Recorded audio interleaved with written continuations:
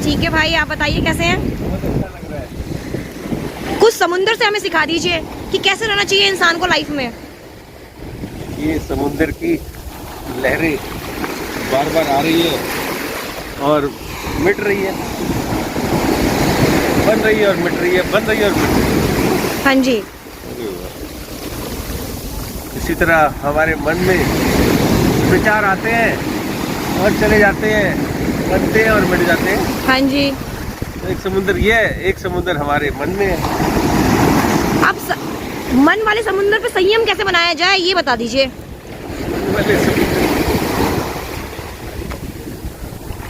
देखिए, ये समुंदर यदि अपने आप को बाहर से देखेगा तो उसको अशांतता महसूस होगी।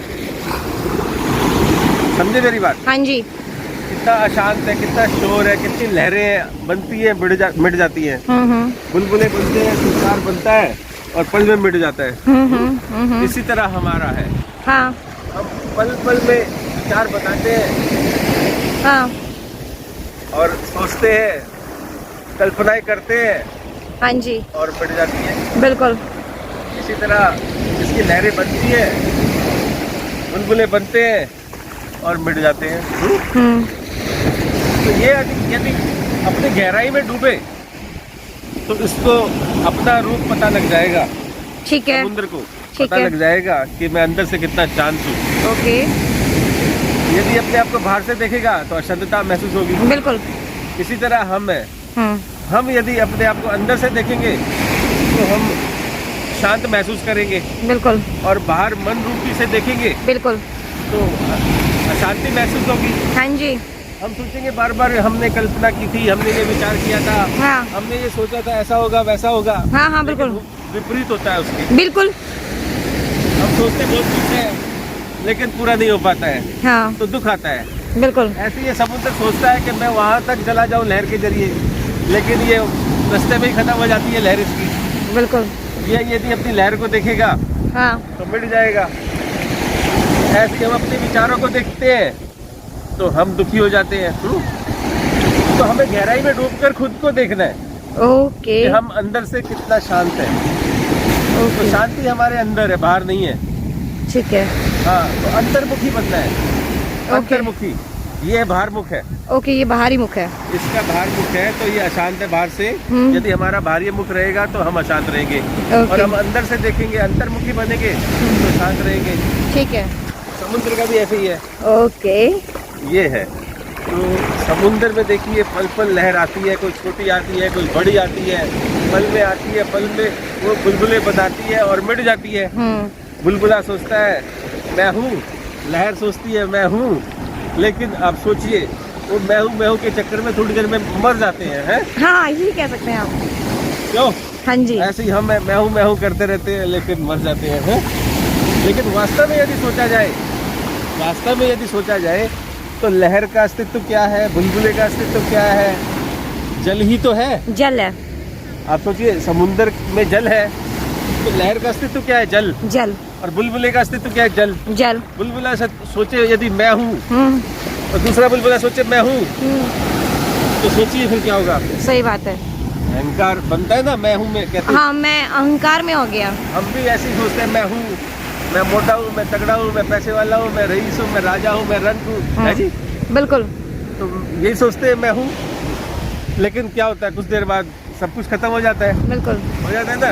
बिल्कुल। तो हमें मैं हूँ नहीं कहना चाहिए, हमें अंदर से देखना चाहिए कि हम हैं तो एक ही। सब हमारा आधार क्या है? एक ही तो है। हाँ। मिट्टी।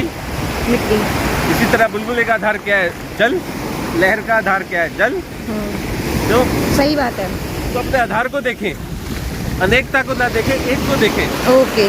हम क्या अनेकता में पड़ जाते हैं, सीमित हो जाते हैं। अब लहर यदि अपने आप को देखती है हाँ तो सीमित हो जाती है, और सीमित होते ही वो मर जाती है। बिल्कुल। यदि वो अपने आप को समुद्र सोचे वो कभी ना मरे। सही बात है। हम क्या है, हम भी सीमित बन जाते हैं, अपने आप को बिल्कुल। देखते हैं, कुछ समय बाद मर जाते हैं। बिल्कुल। और यदि हम अपने असीम को देखें जिससे हम बने हैं, यदि हम मिट्टी से बने हैं, यदि अपने आप को मिट्टी देखें तो कभी नहीं मर सकते। क्यों? सही बात है। तो वही हमको इसी तरह आप है, आपने कार्य किया कोई भी, आप अपने कार्य में सफल नहीं हो पाए मान लो, तो आप यदि सफलता चाहते हो हाँ, तो आप अपने आप को जानो कि मैंने जो काम किया, ठीक है, मैंने जो भी बनाया ठीक है, और मुझे को प्राप्ति नहीं मिली, हाँ, कोई बात नहीं, कोई बात नहीं, मेरी बात सुनो, आप अपने अंदर जाओ। जब आप अपने अंदर जाओगी, जब आप देखोगी मैं तो सिर्फ एक लहर हूँ, मन रूपी विचार मेरे अंदर आए लहर की तरह, और मैंने ये काम किया और मैं सफल नहीं हो पाई, और मेरा सुनो तो सही, मैं असफल हो गई, कोई बात नहीं, हो गई तो आप ये सोचिए, अगर मैं असफल हो गई तो जो मैंने किया काम वो कहाँ पर जमा हुआ, मेरे कर्म जमा हुए, कहाँ जमा हुए, हाँ वो कहाँ जमा हुए, वो दिखाई तो दे नहीं रहे हैं, लोग उसको देख भी सकते हो, आपको गलतियाँ ही देखना है, आप सुनो ना, लायक नहीं हो, या आपके अंदर वो क्वालिटी नहीं है, या आप उस चीज को डिजर्व नहीं करते तो हो। देखिए सब कुछ जमा होता है, सब कुछ जमा होता है। अब ये मत सोचिए जमा नहीं होता है, आ जाओ जल्दी आ जाओ पानी आ गया बहुत ज्यादा। तो मैं ये कह रहा हूँ जमा सब कुछ होता है, आप ऐसा मत सोचिए कि कुछ भी जमा, सारे कर्म जमा होते हैं, कर्म संचित होते हैं, ठीक है। तो जो भी हमने कर्म किया है विफल नहीं जाता, चाहे उसका फल अभी ना मिले बेशक, लेकिन बाद में जरूर मिलता है। अब इस लहर ने जो भी किया, ठीक है, ध्यान से सुनो, इस लहर ने जो भी किया, बुलबुले बनाए, घर बनाए, जो भी बनाया, बिल्कुल, वो सब नष्ट हो गए, लेकिन सारे नष्ट होने के बाद किसमें मिले, आप ये सोचो, पानी से बने थे पानी में मिले, और पानी में मिल गए, तो पानी का कुछ गया क्या, कुछ नहीं गया, कोई घाटा हुआ क्या? नहीं। आप भी देखो एक लहर हो, आपने जो काम किया और बाद में नष्ट हो गया, वो सारा काम किस में जमा हो गया, आप में ही जमा हो गया, कुछ नहीं गया आपका। आई अंडरस्टैंड, आप ये कह रहे हो कि मतलब हमारे पास ना, मतलब क्योंकि वो काम वो डबल हो गया, हमारा एक्सपीरियंस डबल हो गया उस चीज़ को वो करने तो का। देखो एक्सपीरियंस तो आपके अंदर बहुत है, अंदर से आप बहुत ज्ञानी हो, बहुत सब कुछ हो, अपनी आत्मा में तुम्हें जाना पड़ेगा, तुम बहुत ज्ञान है, बहुत सब कुछ है, ज्ञान को उजागर करना पड़ेगा, सोचना पड़ेगा। बिल्कुल,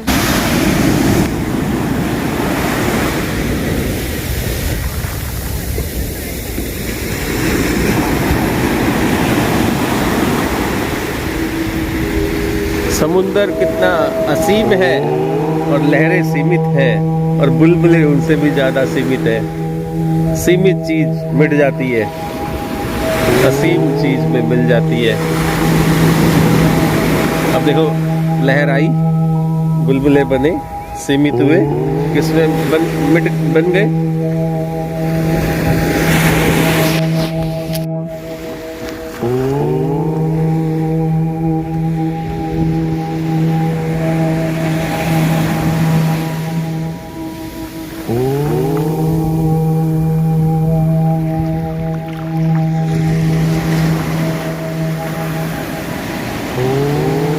सागर कितना असीम है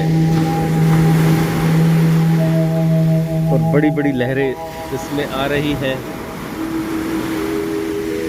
और छोटे छोटे सीमित इसमें बुलबुले बन रहे हैं। ये बुलबुले बनते हैं और मिट जाते हैं पल में। इसी तरह हम हैं, बुलबुलों की तरह इस दुनिया में आते हैं, बनते हैं और मिट जाते हैं। मिटते क्यों हैं? क्योंकि ये सीमित हो जाते हैं। लहर क्यों मिटती है?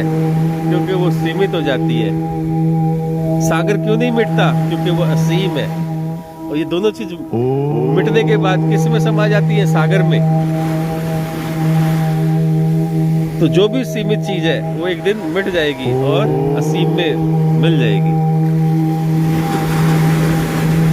और यदि ये बुलबुला और ये लहर अपने आप को सागर समझे, अपना अस्तित्व को समझे, जल को देखें, तो ये कभी नहीं मिट सकते।